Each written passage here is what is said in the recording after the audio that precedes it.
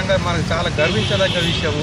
దానికి ఇప్పటికైనా కూడా ఈ ఫుట్బాల్కు సరైన ప్రాముఖ్యత కానీ సరైన ఇంపార్టెంట్ కానీ ఇస్తే ఎంతో వేలాది లక్షలాది మంది క్రీడాకారులు ఉన్నారు.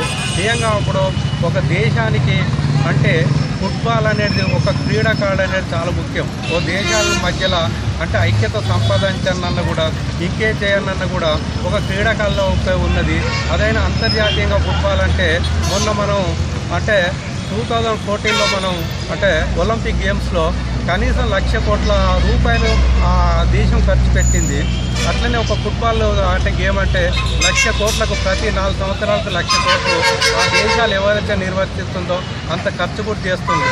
అయితే అందు గురించి ఇప్పటికైనా భారతదేశంలో మంచి క్రీడాకారులను తయారు చేయాల్సిన అవసరం ఉన్నది. ఎందుకంటే క్రీడాకారులను తయారు చేస్తే దేశం అభివృద్ధి చెందుతుంది.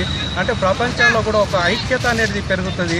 ఐక్యత గురించి ఖచ్చితంగా ఏంటంటే ఈ ప్రజా సంఘాలు కానీ లేకుంటే స్వచ్ఛంద సంస్థలు కానీ ప్రభుత్వం కానీ రాష్ట్ర ప్రభుత్వం కానీ కేంద్ర ప్రభుత్వం కానీ దాని ప్రాముఖ్యత ఇవ్వాల్సిన అవసరం ఎంతైనా ఉన్నదని నాకు ఈ అవకాశం ఇచ్చిన TV99కు నేను ఒకసారి కృతజ్ఞత తెలుపుతున్నాను. Thank you.